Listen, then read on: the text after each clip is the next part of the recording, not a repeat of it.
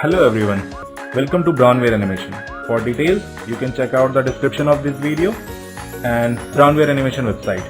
So let's start learning small things to achieve big goals.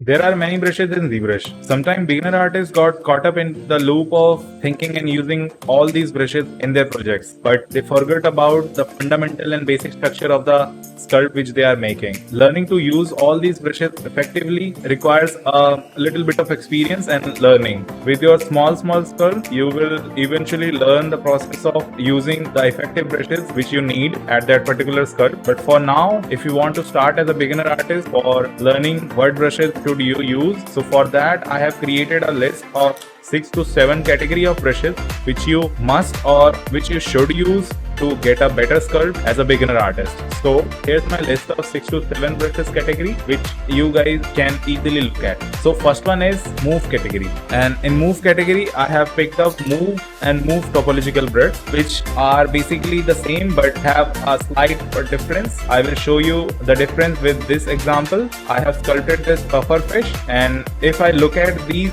horn part of this subtool, we can turn on the polyframe with shift F and we can see that there are different subtools. If we move with the move brush, we move the horns with the move brush, it will move something like this. The whole subtool is selected, that's why the move brush is acting on the whole subtool. But if we select the move topological brush by clicking B and move topological brush, we'll see that the selected subtool is the one thing, but if we see that the point is lying, only that part is moving. Move topological brush respects the topology of the subtool. So this is the basic difference between these two. And move topological will help you to move out your shapes and structure of the model.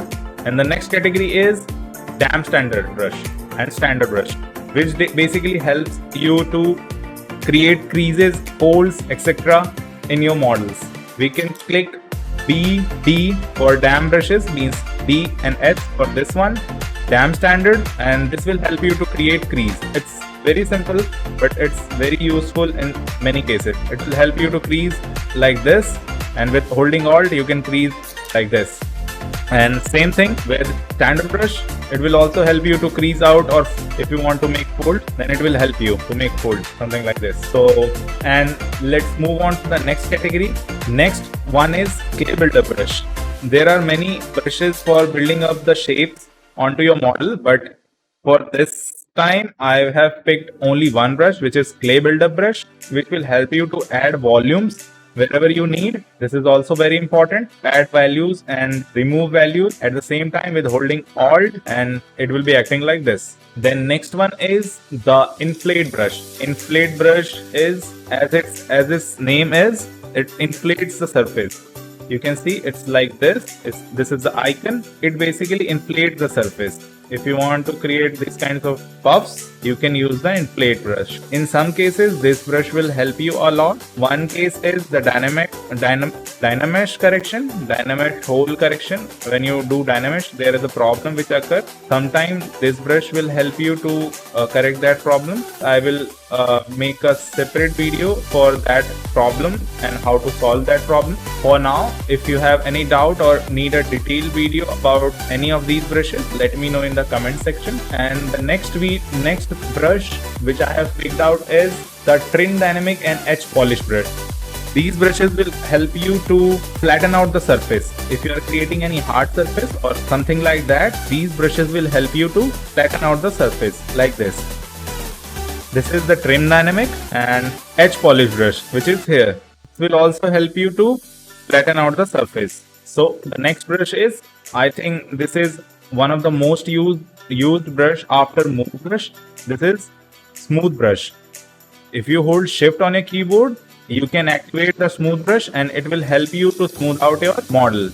This is also very important and very useful in many cases, because when as a beginner artist we create sculpt, mostly the sculpt gets bumpy a lot. So for creating, for smoothing out the surface, you can use smooth brush with holding shift key on your keyboard. Then last one is mask and mask lasso.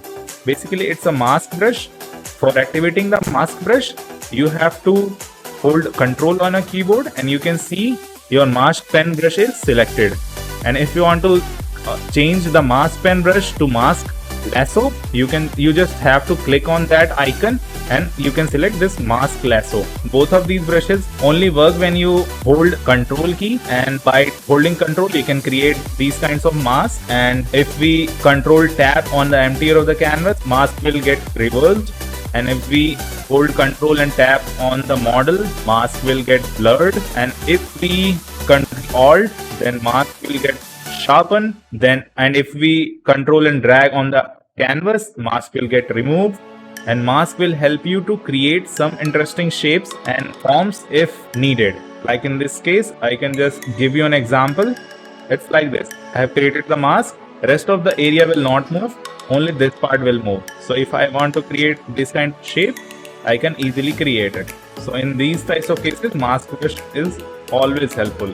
For now, this is the basic introduction, which is for the beginner artist. If you want a detailed video, you can let me know in the comment section. But I hope these brushes are clear to you, and I suggest, if you are following my recommendations and suggestions, please follow these brushes for time being. And if you want to try all these brushes which are available, you can try all of these. But for now, if you are getting confused and getting overwhelmed with the amount of brushes which ZBrush provides, then you can use my suggestion and that will help you. So I hope this video is going to help you and is going to give you some clarification on what brushes you should use as a beginner artist. And you always remember one thing: start learning something small to achieve your big goals. Thanks for watching, and if you want to support the channel, you can hit the like button and subscribe button. See you soon in the next video.